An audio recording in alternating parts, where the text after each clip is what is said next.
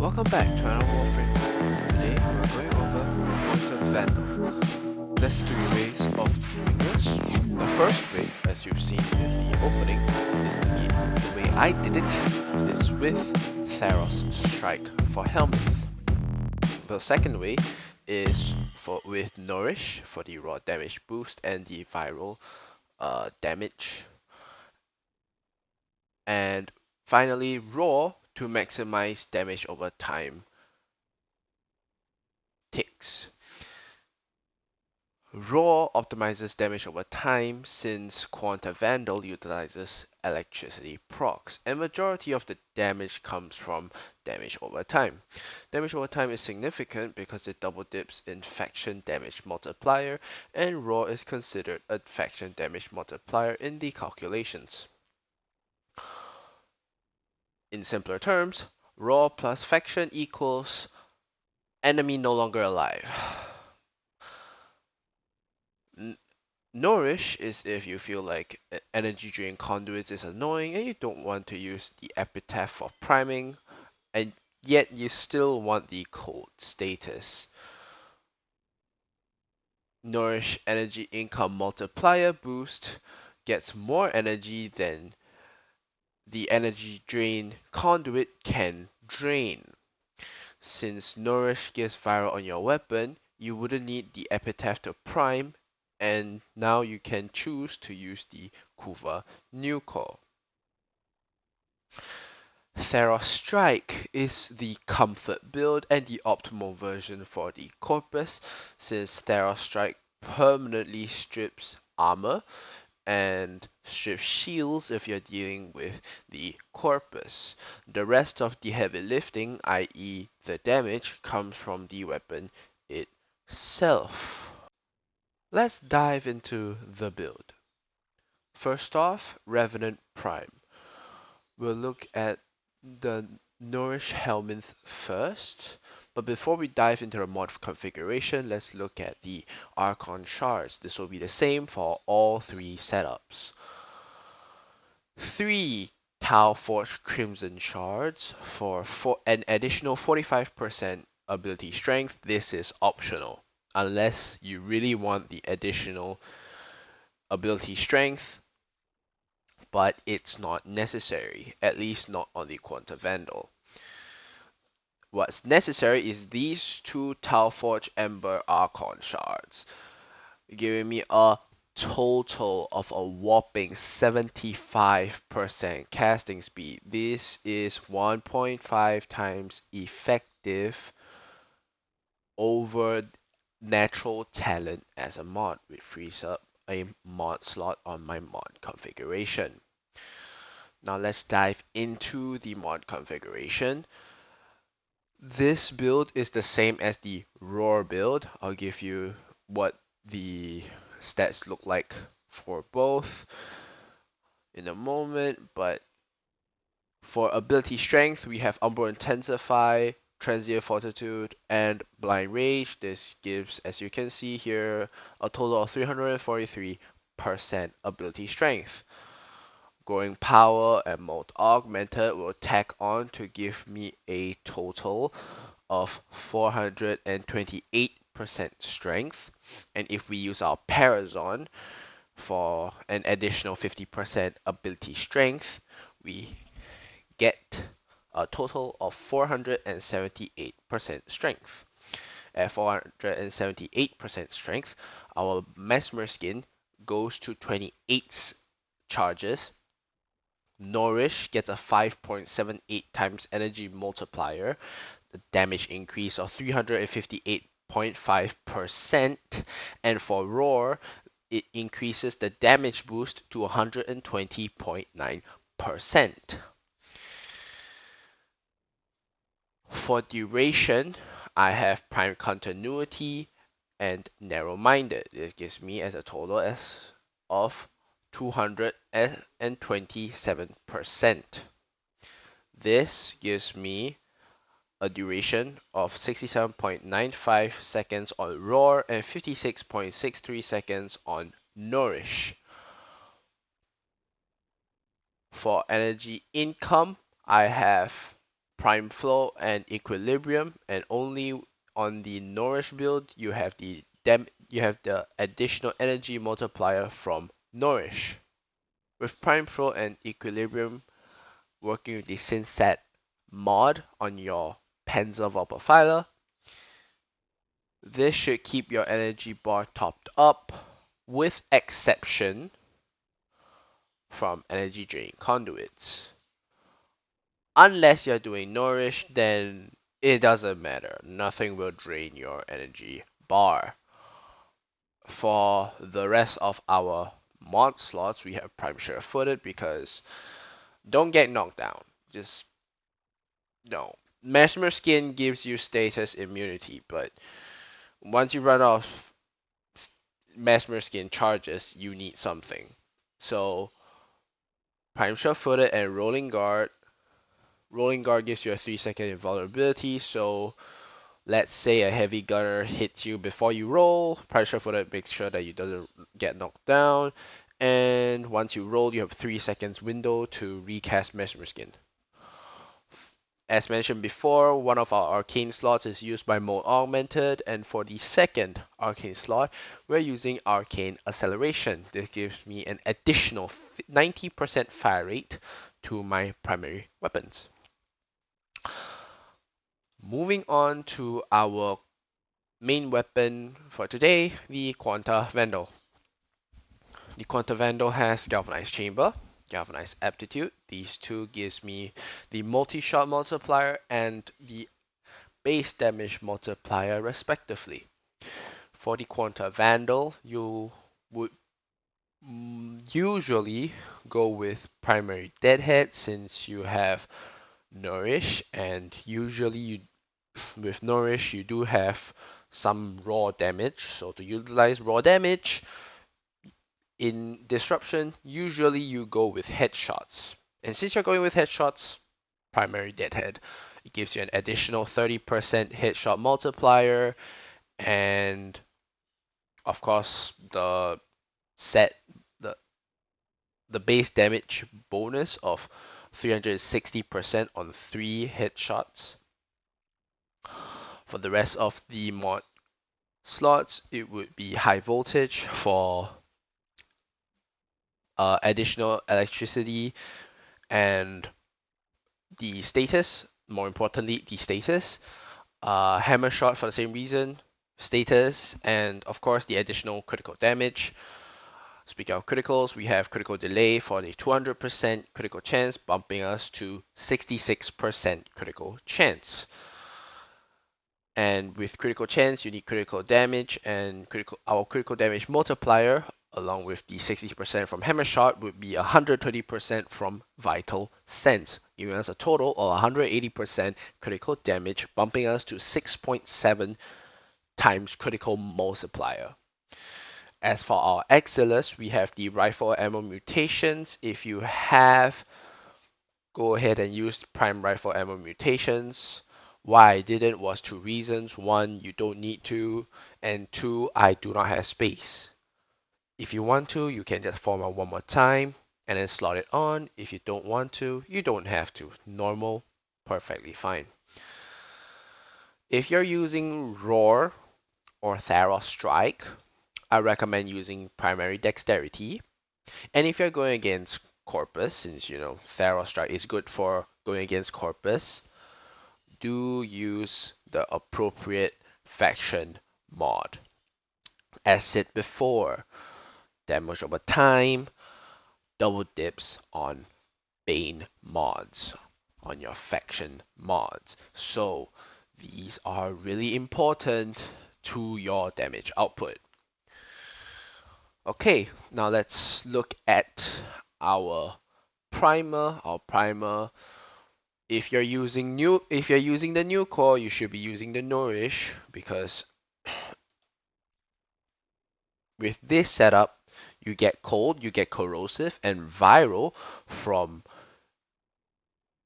Nourish. Secondary Encumber for additional status procs randomly.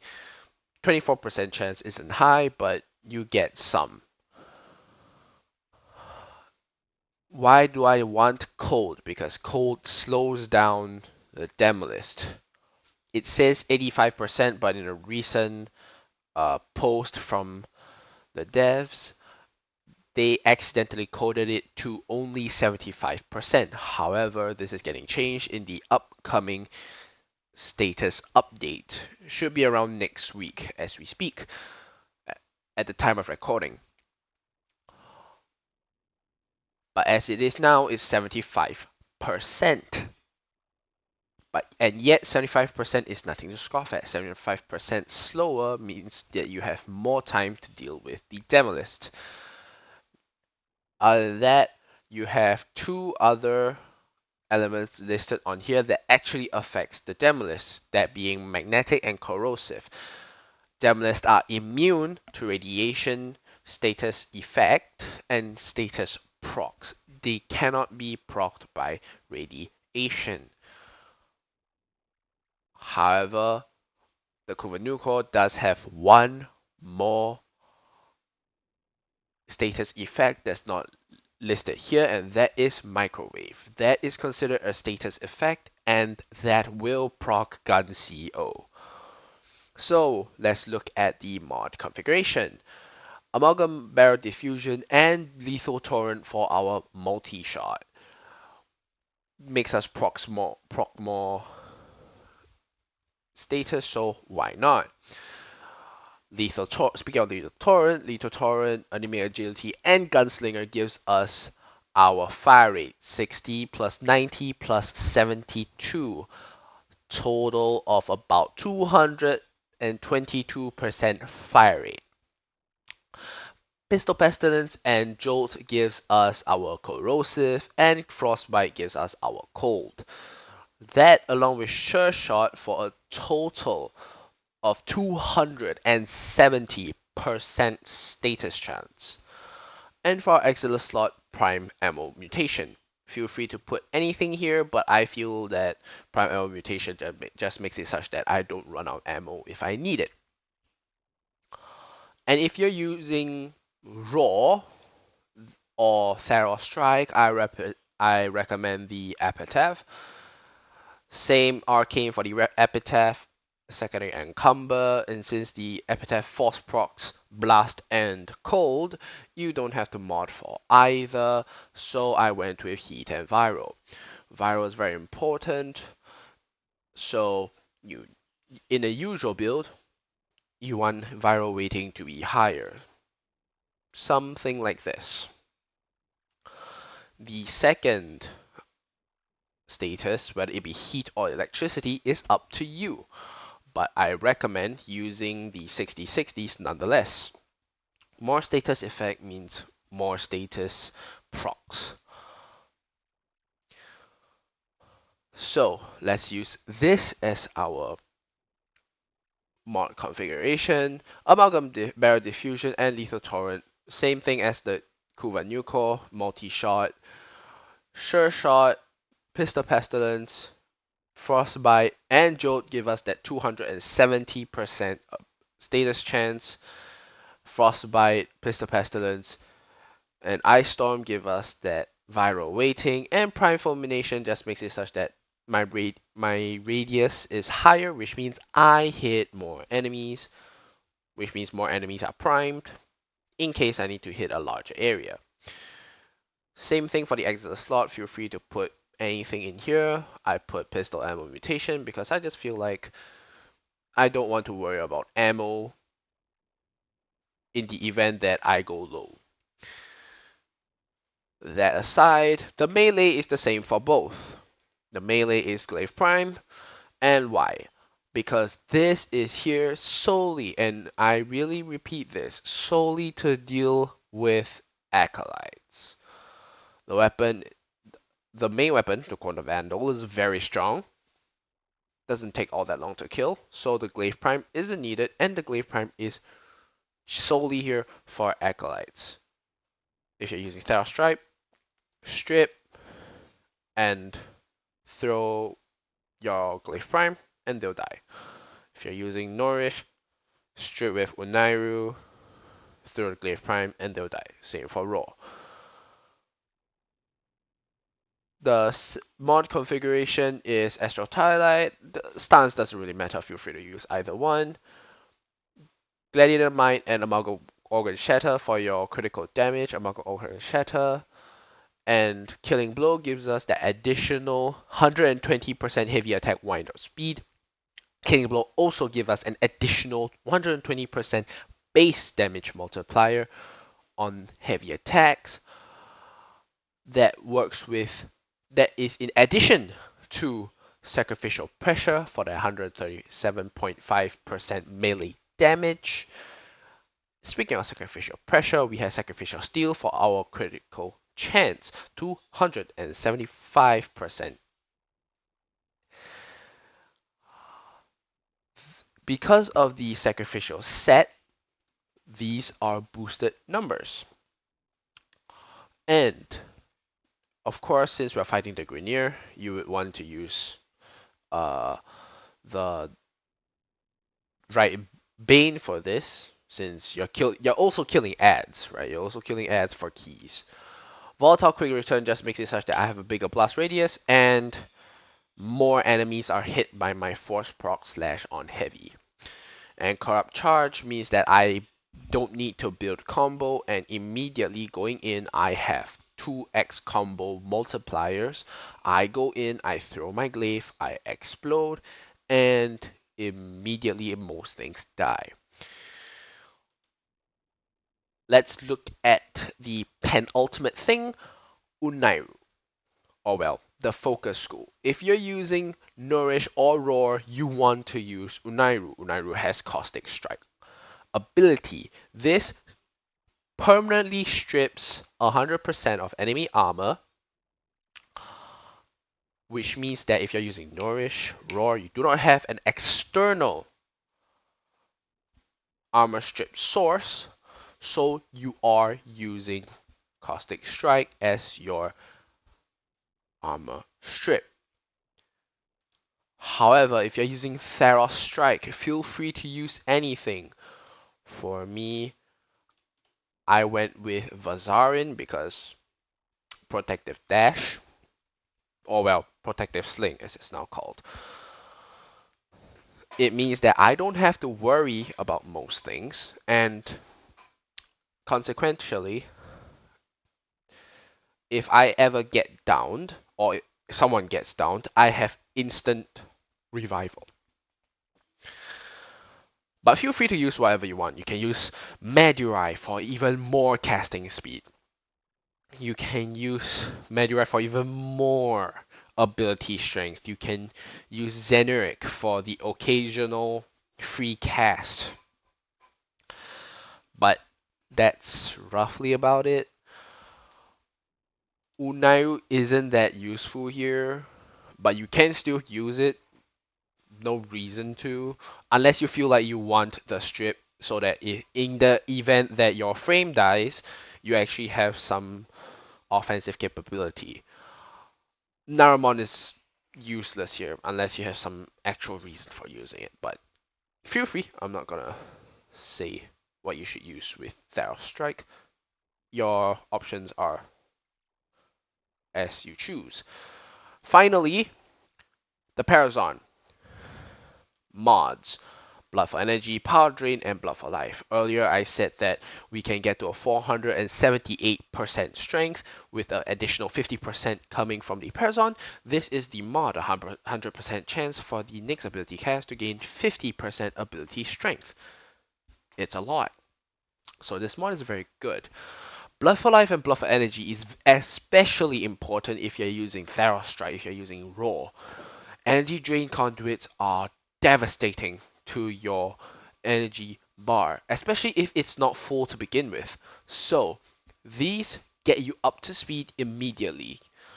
Blood for Life works with your equilibrium, and since health orbs has been changed to give you 50 energy, to give you 50 HP as a baseline, your equilibrium will change that into 55 energy.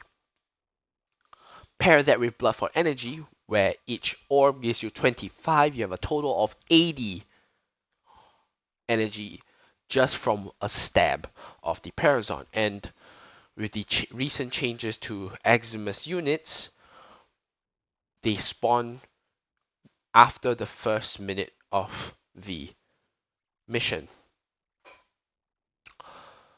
If you're using Nourish, doesn't matter. You'll probably never need these two mods. You're probably only stabbing the Eximus units just to proc Power Drain, just so that you have more ability strength, just so that you can have more energy multiplier, more damage increase.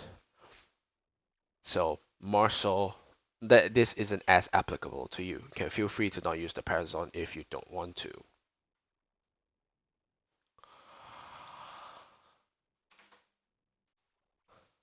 If you enjoyed this video, do like, share, and subscribe. I do Warframe level cap guides, and if you have a weapon you want to see me cap with, or just have constructive criticism, do leave them in the comments. I am going on a hiatus. I don't know for how long, but I will do your requests when I return. I hope you enjoyed this video, and I'll see you in the next video. Have a nice day, and bye bye.